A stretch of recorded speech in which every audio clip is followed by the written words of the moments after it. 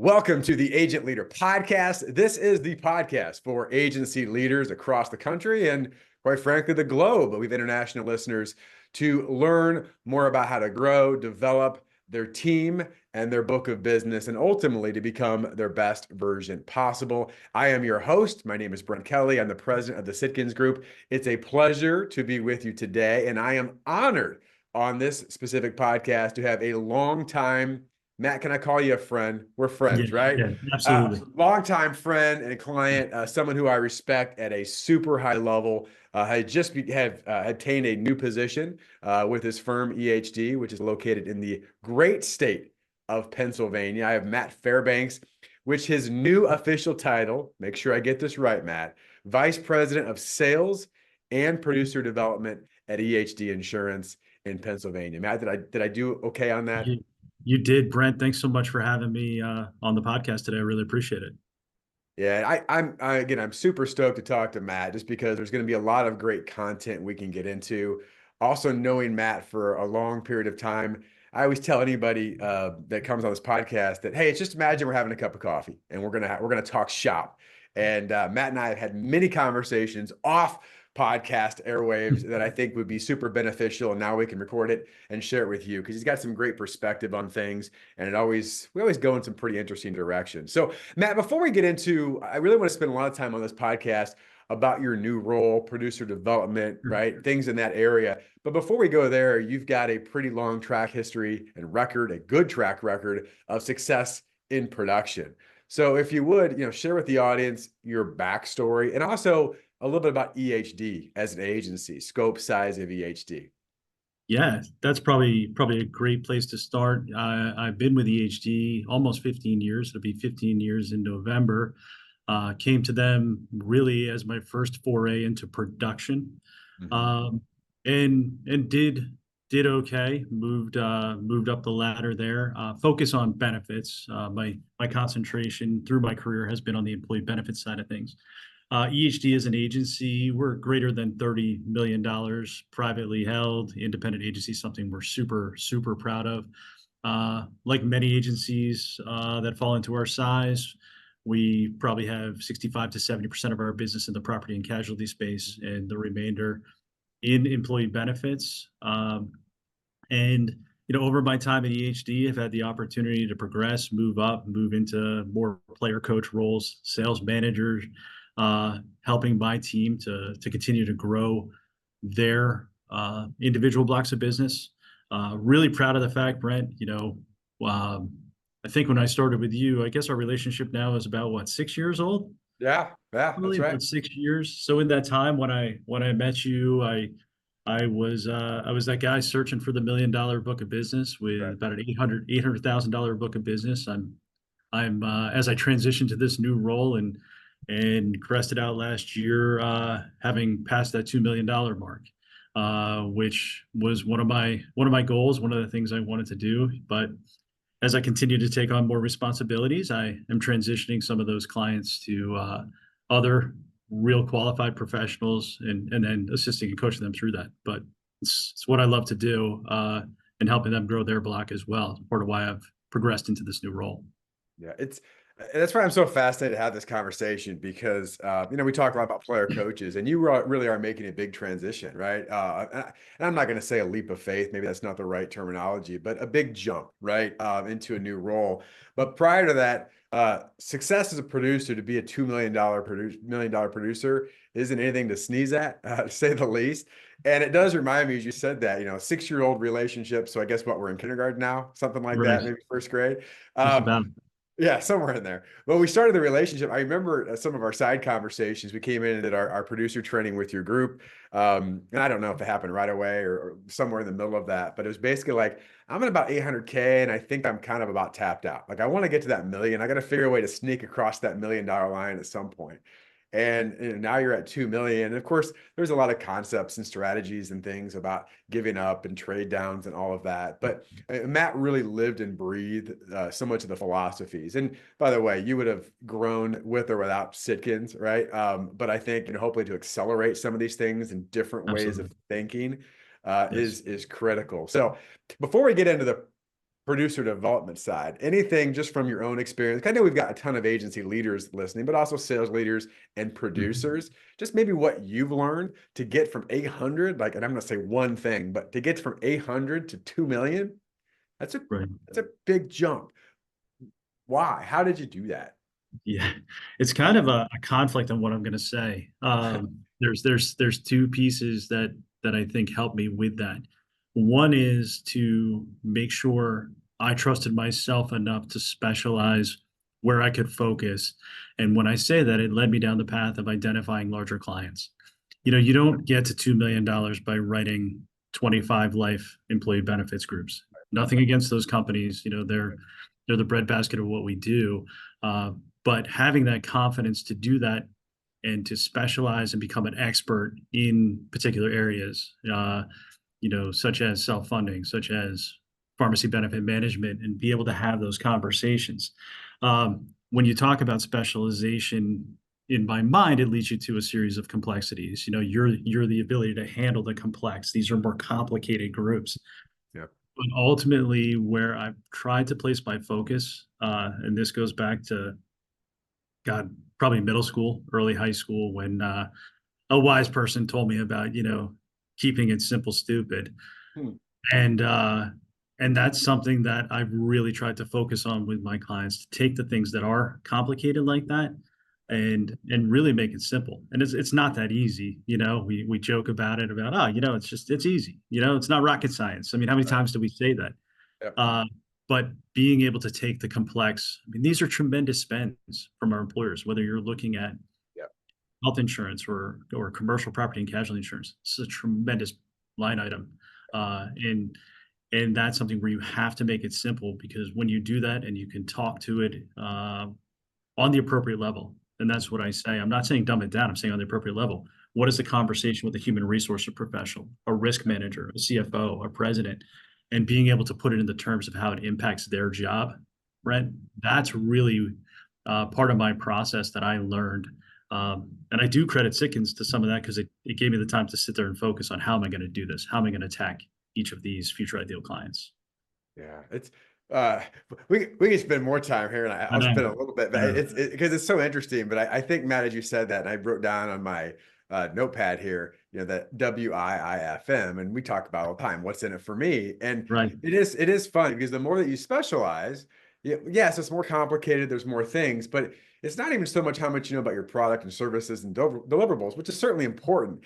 It's how they think about those things, right? Like Right. the impact. That, to me, is the power of specialization. Isn't so much about, well, now I know more about the products, and yes, that's important. It's, now I know more about them and how they think and want from those things.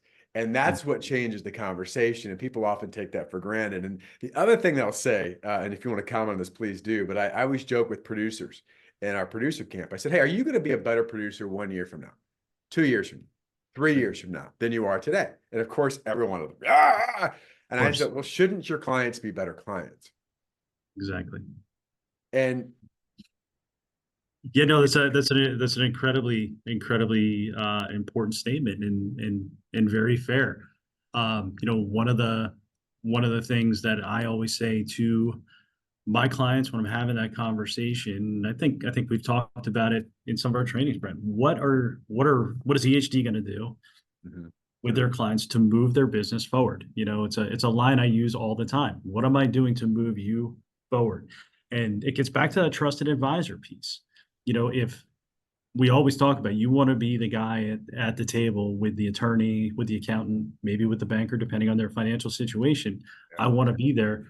And I learned this I was with a prospect, and he said that to me, and he actually said, the only guy who's helping move my business forward is my accountant, because he's the one who's coming up with solutions to help me minimize my tax exposure, my tax risk as a business. So of course I stole it, because all good ideas are stolen. And I sure. said, all right, what am I going to do to move this guy's business forward so Yeah, that he hires me? What am I yeah, going to do with all of my clients to retain them, to move their business forward? And you have to keep thinking like that, because I don't think there's many businesses out there that just want to stay exactly where they are right. you know Yeah, so we're trying to move them forward too. I mean, maybe there's some out there, whatever it might be, a little mom and pop shop who's like, we're happy doing this and we're going to do it till we retire. Yeah. But most of the businesses we're calling on, where we're looking for 50, 60, 100, $200,000 in revenue, Mhm. they're looking for what's next for their business as well. Yeah. Yeah. And let's face it, you mentioned the accountants, maybe an attorney, right? They may be giving advice and ideas of how to help them, but it doesn't happen that often, or at least enough in the insurance space, right? And when you're able to do that, they're like, say, what? I haven't thought about that. Oh, what would that mean for me? How would that impact me? Right. I mean, and we were talking, we've talked about this many times, but it just comes back to what's in it for me. Yeah, it And to be able to I need to present that. stop you there. I need to stop you there 1 second, because I wouldn't be doing my job if I didn't call out the fact that WII FM, that when we first went through training, I had to get clarity on what that was, and I had to call out Roger, because I was like, Roger, nobody listens to the radio anymore. We got to come up with something new. But I mean, but I'm all about the what's in it for me. I get it, but I did call Roger out for that. I Oh, was that's like, come good. on, nobody listens to the radio That's anymore. a This good is a point. Well, podcast. We got to come up with a podcast name yeah, I for it. have to. I don't know. That's a great point. That'll be one of my side tasks after this. And by the way, for all the listeners, if you could come up with something that would be a better acronym of, what's in it based on podcast today. That'd be Yeah, I great. hear you. I don't listen to the radio too much, but yes, I get you. That's funny. That's funny. All right, here's where I want to go. And Matt, again, you can take this obviously wherever you want to take it, because I think there's a production side, and then as you move into your new role, right, in producer development, right, and VP of sales, like the words I use, and maybe you agree, maybe you don't, but I said moving from addition, like how big can I grow my book of business, to how much can I help others grow theirs? I mean, that's about as basic as it gets. And kind of in translating that. And you mentioned, EHD being 30 million plus in revenue, privately held, right? Really important. And even back to the best practice study a few years ago, they asked a question to 45 CEOs of privately held firms. What are the three things that are most important to help you remain private and prosper? And it was people, culture, leadership. Right. I mean, that was it. Yeah. And you go, and now here's your role of, okay, now you've got a huge impact in all three of those things, right? Yes. People, culture, and leadership. And the first thing is, that's not easy, right? That's not easy when you've got, and by the way, how many people approximately currently in your firm today, Matt? So we have about 130 Yeah. individuals in our firm, and about 30 of those would be considered producers. Okay. Now, various levels of production, but 30 would fall into that category. Yeah. So I mean, and 30 producers, but obviously they interrelate with the rest of the 100 in some different way, right? I mean, it's a team effort on this. And I would say, leadership would be super easy if it just weren't for the darn people. And you've Well, got exactly. you got 30 people and then 100, else in the agency, different backgrounds, different experiences, different thoughts, right? I mean, different levels of education, different passions. How do you mold that together to like start moving this ship, so to speak, forward in the culture? So we're going to start with this. And again, you can take this wherever you want. I like to talk about wins and successes first. What's worked. And again, you can take this from an individual side, a team side, production side, whatever it is you want to do. But I just want you to think about what have been some of the successes that you or your team have experienced and why. And again, you can take this wherever you want, Matt. Yeah, and I think this is where we're kind of going. So the producer development side of my new job title, as you went through it and looking, we did take a step back and look at some of the successes of where our next generation of production is going to come from. Mm-hmm. It's no secret in the independent agency space that it's grow or die, and we're committed to our independence. We've worked very hard to remain independent, to have a true succession plan for our organization. And in order to make that work, we need to continue to grow as a business and be competitive in the markets where we compete. And when we took a step back at who were some of those successes, and they were some individuals that ultimately, and it comes through Brent in some of the things, people that were willing to agree and adopt to our culture, really understand the way that EHD works, why we're independent, what we want to do to continue to grow our business. They had to have a certain passion for sales, a passion for their own growth. But the successes really came from throwing them fully into our culture, giving them that opportunity to shadow our employees, giving them, I mean, I hate to use the word safe space because it's way overused these days, but giving them that opportunity to come in an environment where they can learn without that immediate pressure of, if I don't sell something in the first month, I'm going to be let go. Because there is a lot to learn in this business. Here I am, I'm contradicting myself again. I talk about making everything simple, but there is a lot of knowledge that needs to be Sure. obtained and garnered to be a successful insurance producer. Uh, so really, we looked at that, and that's what we're trying to replicate at this point. Those individuals that we were able to bring in and see their success and growth over the years, by really mirroring our successful producers. And one of the other things that we're looking to tap into now, and this is systemic across the industry, Brent, there's a lot of us retiring. There's been a many years of non-growth in the industry, people coming in, and now you're looking at it and you've got 30, 40 years of experience, relationships, Yep. and you can't just let that go. So we're trying to tap into that now, and we're seeing some of that success by saying, you know what? Yeah, it's different. The technology is different, whatever it is, but ultimately you have something that you can share with our younger producers. And we're going to tap into that as you look at the other side of your career, and sail off into the sunset. And good for you that you've earned that and you can do that. But this is what we need from you as you look at your last 3 to 5 years towards retirement. Share that knowledge and do it. That's where we're seeing success, sharing that knowledge. And that's kind of what excites me about this opportunity with my position to grow our company. Because if I can take one of those individuals, you talk about that growth, moving from addition to multiplication. Mhm. So it's not just me taking what I was able to do and multiply that out across the agency, but look at all of our successful producers, because we do have a lot, Mhm. and take them. And if I can turn that one successful producer into 3 younger producers, and it's going to take a little time for them to build that's how we're going to hit our growth strategy. Yeah. Oh, a lot of really good nuggets there. I mean, the biggest one, Matt, again, just so I want any other feedback you have on this as I give you my thoughts on this, because it's important. We always say success leaves clues. And that's true. We always talk about that in terms of, production, right? Or out in the marketplace. There's truth to this. But it reminded me a little bit, or at least I thought of it, and you'll appreciate this because I think you'll remember this. And for the audience, I don't want to make this complex, but we often see with producers is that when they write a really good account, instead of saying, gosh, how do I replicate that? They go, well, I got lucky, Mm-hmm. right? Oh, I got, I kind of just, even a blind squirrel finds a nut once in a while. Oh, good, I got something.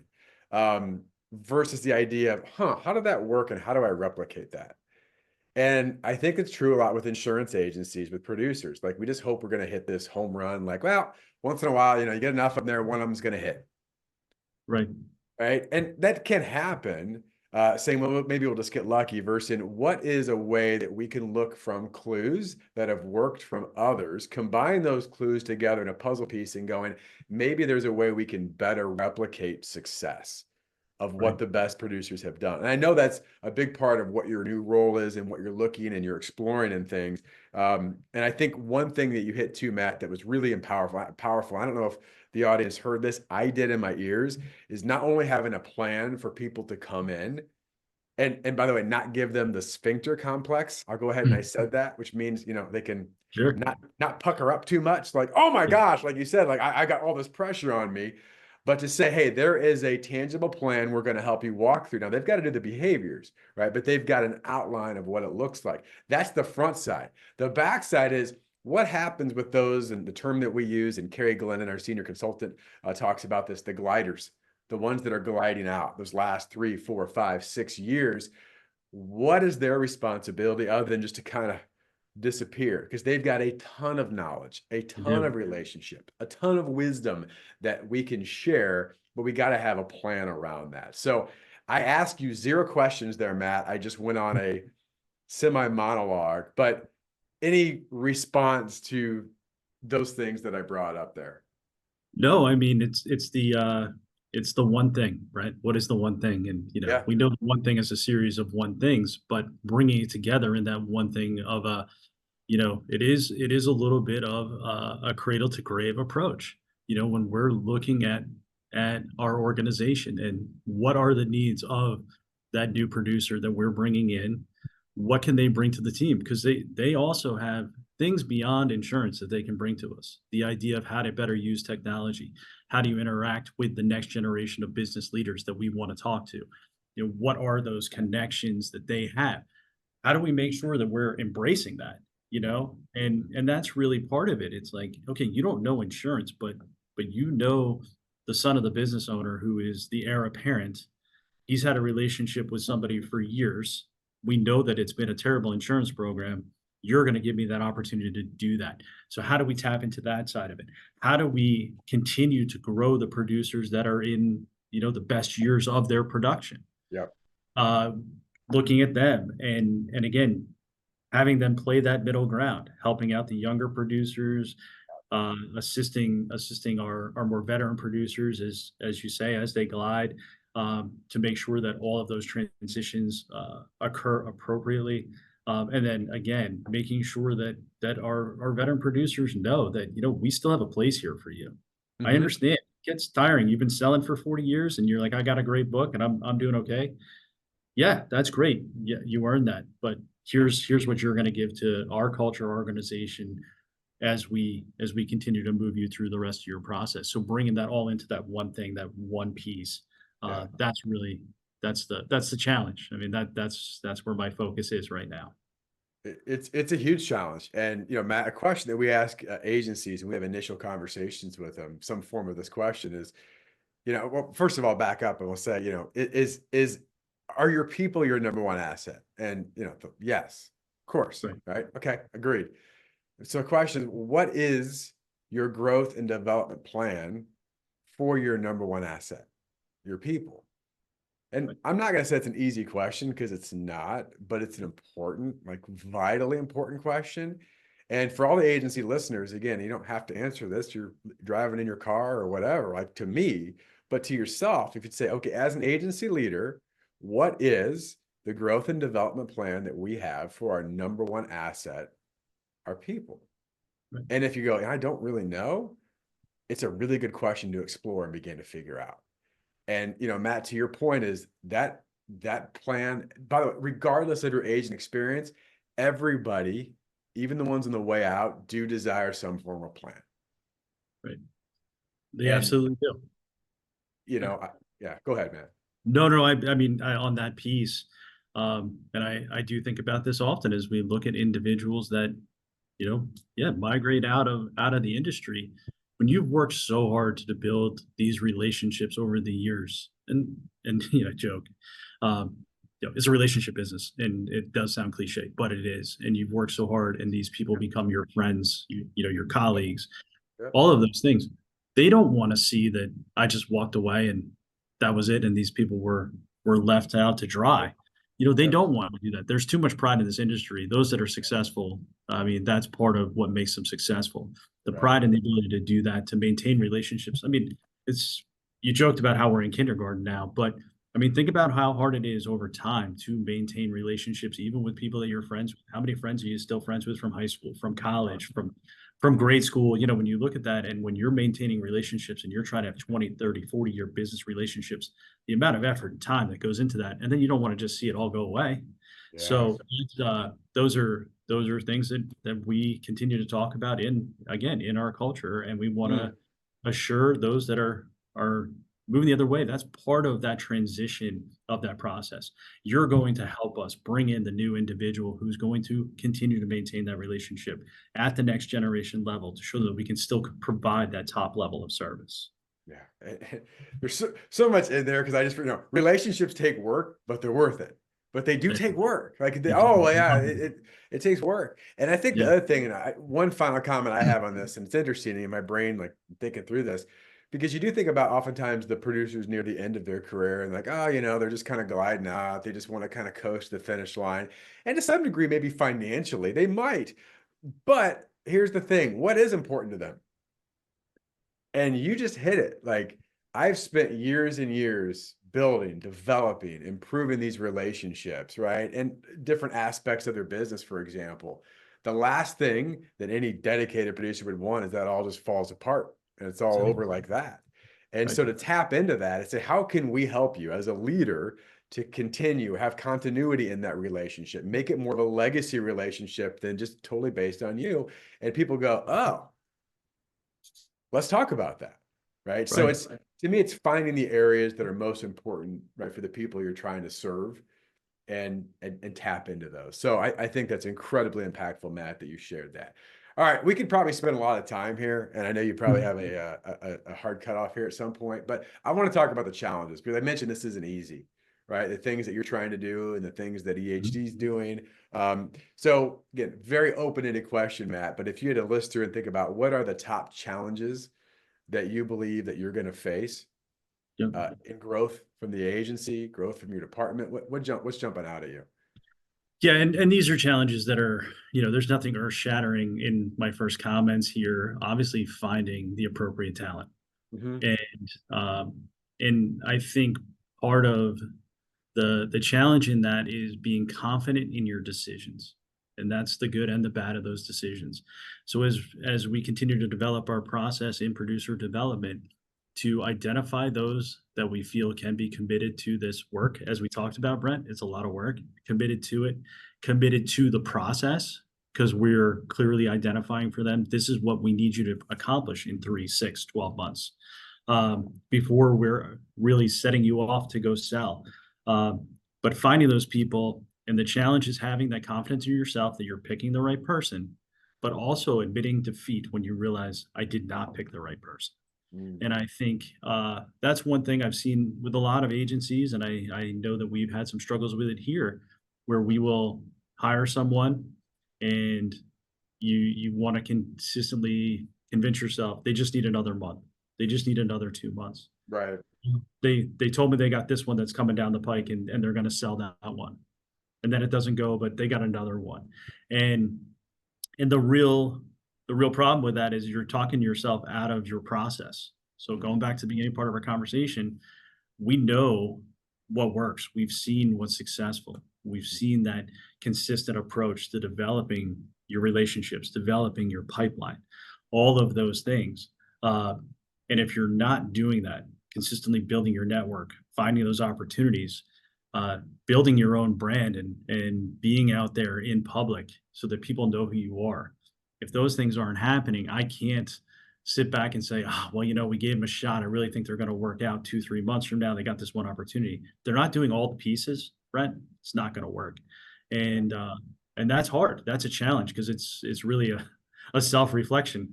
Nobody likes to fail. And you're like, and every time you bring someone in, and if they don't work out in that short time, I mean, you made the decision to hire them. You've got to make the decision to part ways with them.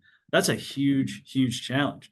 So, finding the people out of the talent pool that are willing to work, but then also being willing to cut your losses. That's a huge piece. It sounds a little cold, but it's not. It's better for you. It's better for them. In the long run, not everybody's cut out to do this. Yeah. Uh, Yep. and in my time of doing this, I've unfortunately seen the people who come in, they see success. Mhm. They've Yep. seen the people who have been successful, Yep. and they can't understand why they're not there like that, and quickly. Yeah. And that's a struggle for them. Who's gonna bring them along? But ultimately, it comes down to putting a lot of time in. I, You know, I just wrote something down about. I've got a few other follow-ups on this, but it hit me. So obviously, we're doing a podcast here, and I said I feel like from a leadership dilemma is you're trying to sell a 2 or 3 hour Joe Rogan podcast, right, or a long-form podcast in a TikTok Yep. world, right? I mean, Right. it's like, oh, I just want it now. I want this thing, and it's going to be quick, and it's going to be great, and it's like, and to be able to recruit people in with the idea of, hey, listen, this is an incredible, fulfilling career, personally, financially, you name it. But it's a really hard job, certainly up front. It And is. oh, well, so it's like it's trying, and again, it's a challenge, and I'm not trying to blame the younger generation. I'm not going there, but it's this idea of there is a different mindset and culture. Like there's a lot more instant, quick, give it to me now. I want to get it done. I don't want to deal with it. Versus, I can see a long-term way this will be a life changer. Well, I don't have time for all that, man. But But so, I mean, is there a way, and again, I don't know if there's a question, is there a way you try to balance that? Have you found some ways to communicate with people as you're trying to bring people in to be able to show them the big picture and why it's worth it? Yeah, so that is one of our major challenges right now. One of the challenges in my new position as we're talking to some of these recruits from, maybe a year or two of B2B experience. Yeah. Uh, and it is, we talk about freedoms a lot, Brent, Mhm. and earned freedoms. And that's part of that. But getting them to understand, you know, your freedoms are earned. Like you don't just get them, but also then to look at the opportunities that exist within this business, and what you should identify as freedoms. Mm. Uh, that one of the things that we keep pushing on here is, what is your place in your community where you live, work, sell, whatever it might be. Yeah. Uh, that is one of the great freedoms of their job.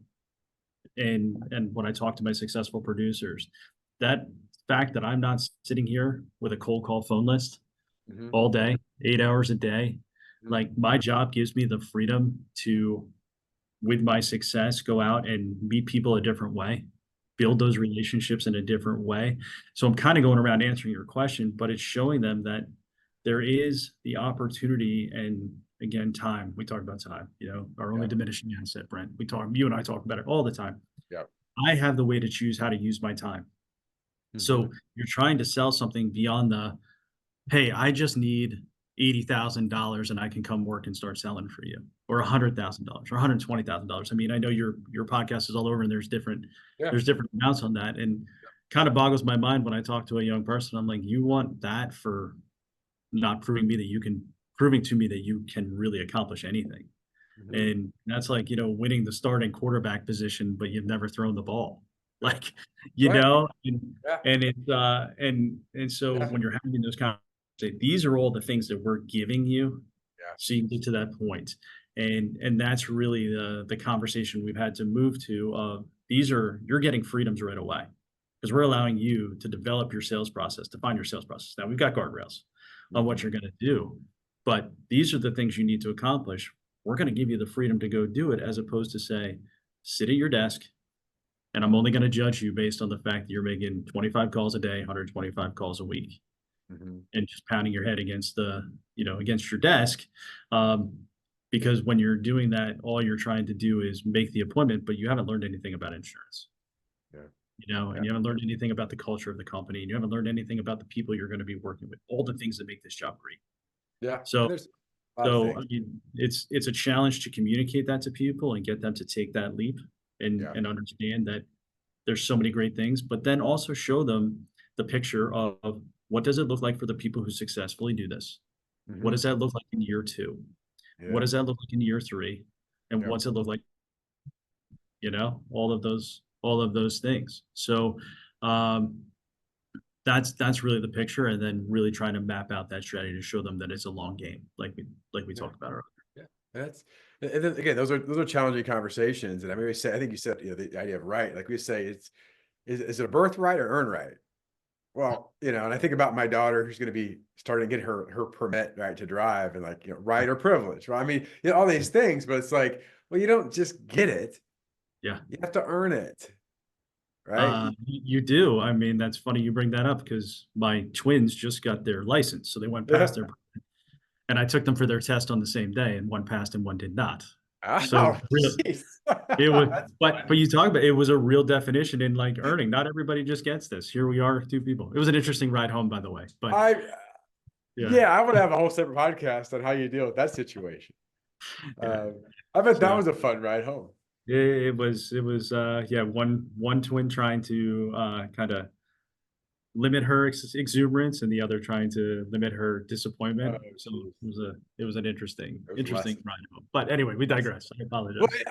I do want to hit one more thing, and do you have a hard cutoff? I need to ask you. I should have asked you before we started here in the next couple of minutes. I can go for another 10, 15. All So right, we'll we're try to do another 5-ish minutes here, just audience. So hanging. This is important stuff. I mean, I Absolutely. love this conversation, and again, we could go all over here, but I just it hit me. And one of the things that I heard kind of between the lines, Matt, that you were talking about from a sales leadership perspective is like this idea. We talk about this. You can't manage numbers, you manage behaviors.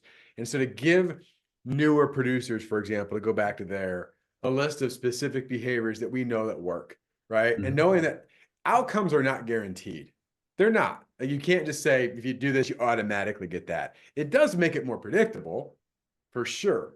And so oftentimes I see with leadership and sales leadership is that, it's like, well, by the time I look at the numbers or whatever that is, or we don't have anything to check, and all of a sudden we're like, I don't really know if they're doing all the right things. And then on the leader go, I don't know if I did all the right things.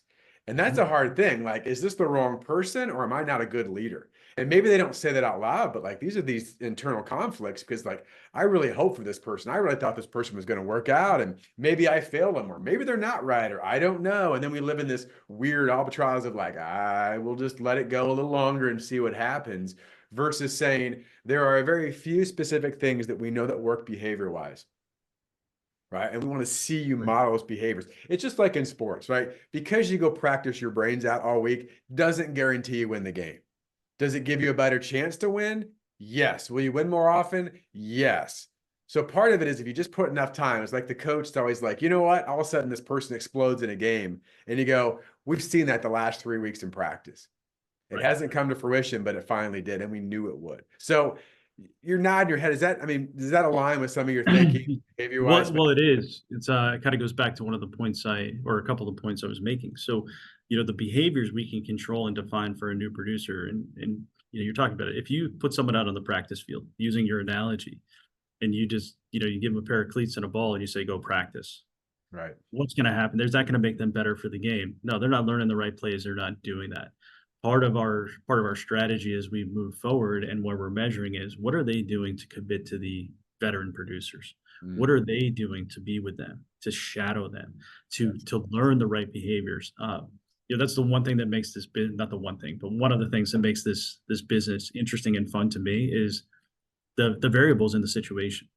I can go talk to a large municipality and I'm going to deal with a whole certain set of issues. And I can go deal with a manufacturing firm and it's going to be completely different. And then I go to a third that's actually another manufacturing firm and it looks like, their designs on insurance and benefits are completely different.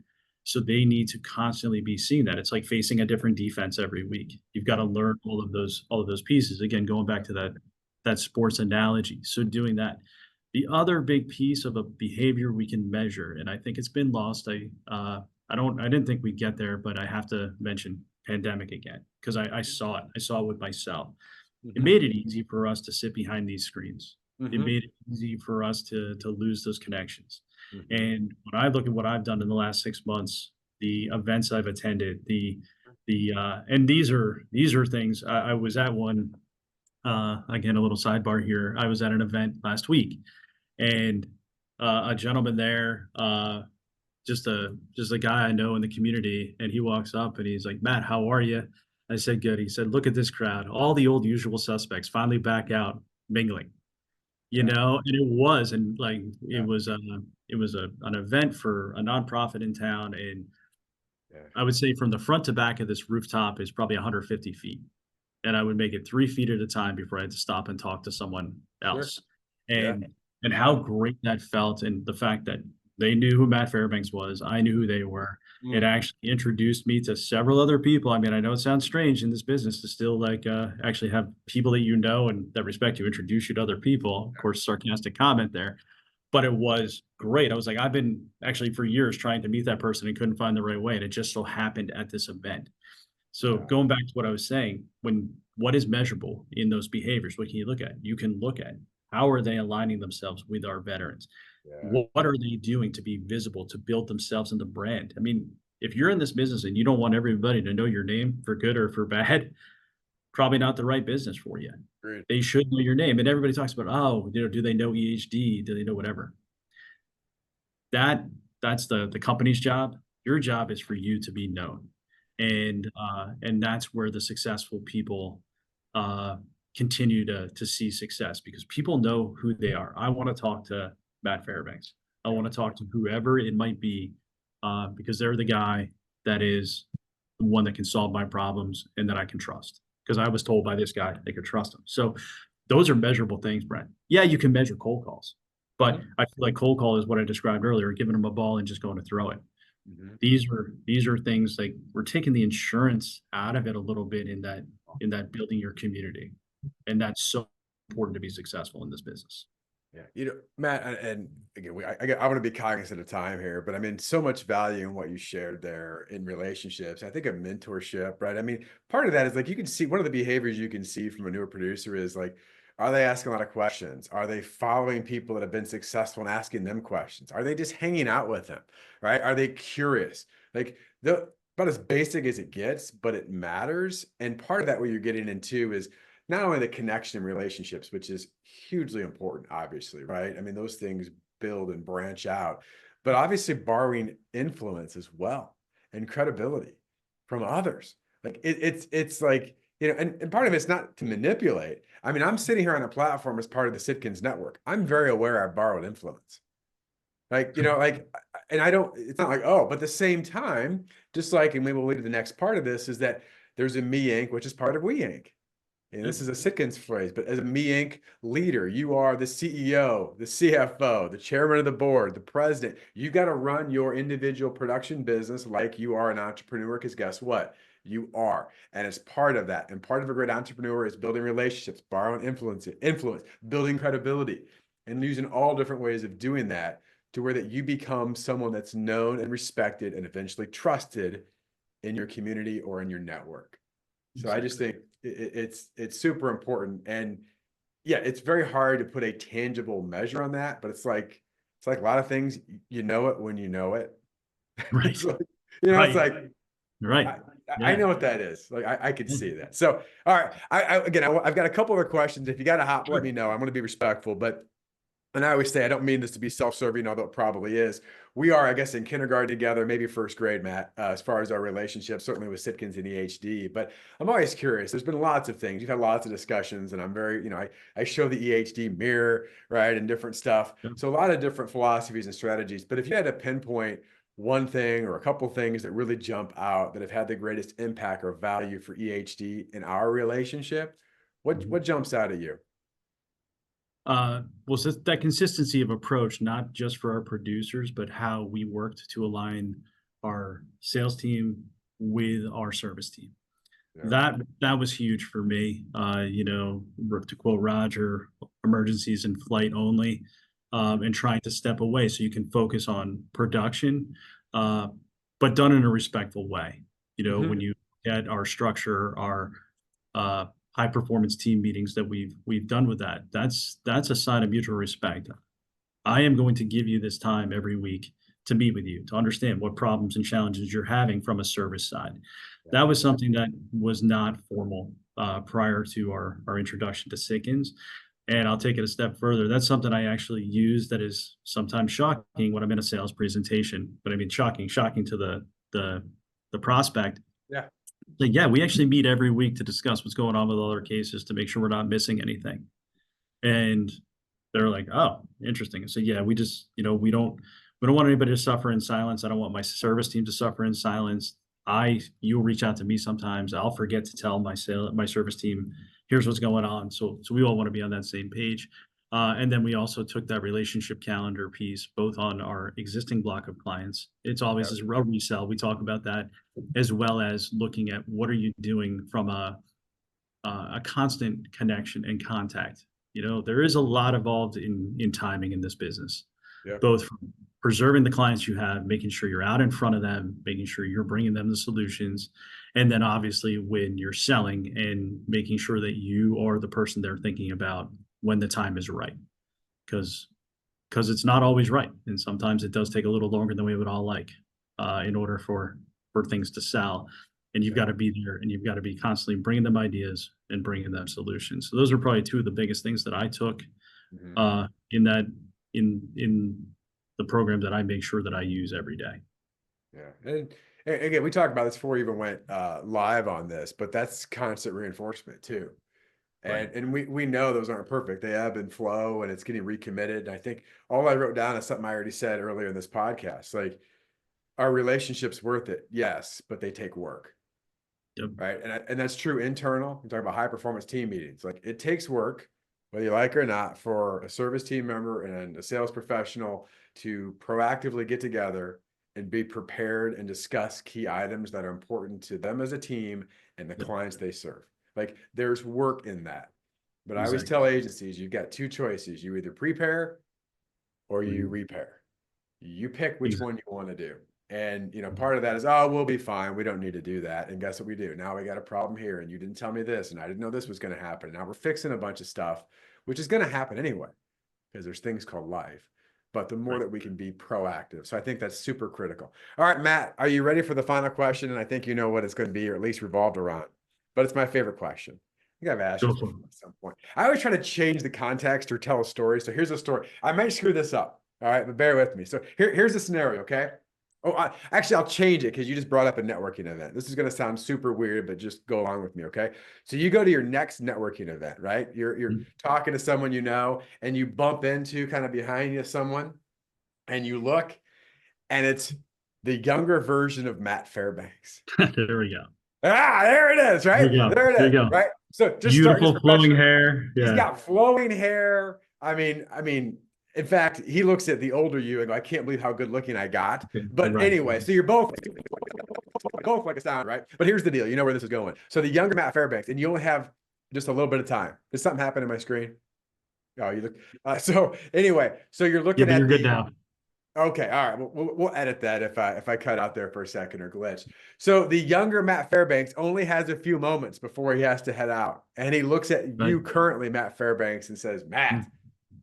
I've only got a few moments. Right. What's the one piece of advice you could give me that'd be most important or impactful for me starting my professional career? What do you tell yourself?" Yeah. So since you asked this question, so I guess it was several versions of me, but we had a great intern crop this summer at EHD, brought in some great, and I told them, uh, I said, you guys are so fortunate, and I'm hoping this is going to show up on the screen. Oh, there's my girl. Sorry, I won't show this, but I said, if I had known the power of having that device in my pocket when I started my career and the ability to just plug in information about the people I meet, the context in what I met, how I met them, what it was, um, Hmm, how they're connected to anybody.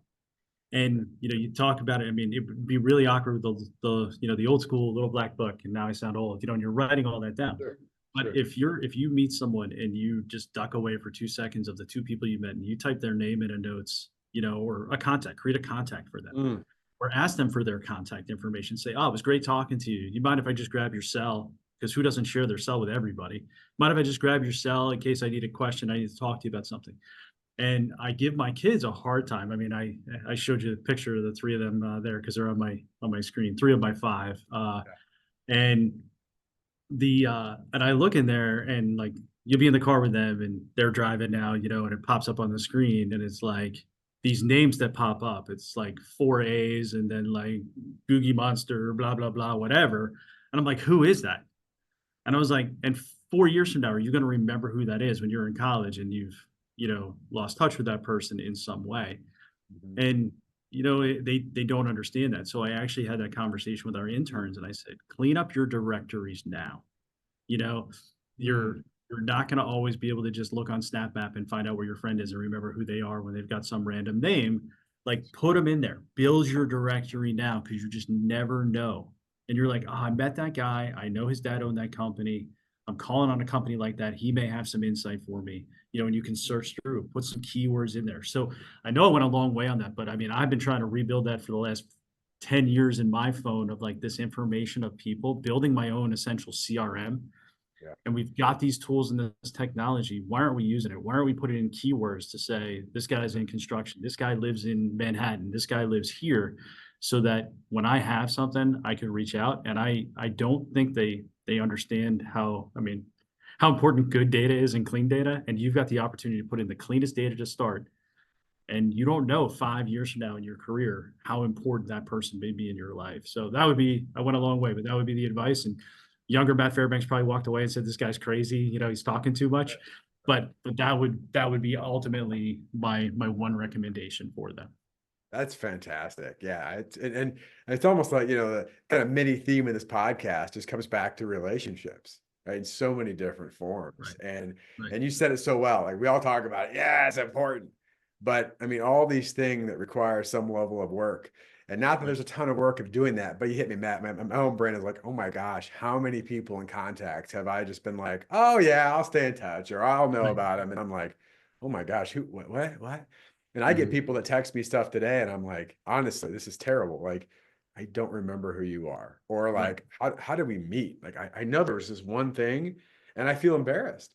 So really good information, Matt. Any final words? I know we got to go. We went a little long here, but thanks so much for being on here. Any final comments before we depart? No, no, I appreciate it. I appreciate any comments or feedback on this, and I know there's a lot of people out there with a lot of these same challenges trying to Yep. grow Yep. their business, grow that, and I look forward to that. That's one of the things I've always taken from Sickens, and I've built my Sickens network out and that idea sharing. So I look forward to being able to continue to do that with people through Sickens and share those ideas of, this worked for us, this didn't work for us, because some of my ideas sounded good today, but we always need more.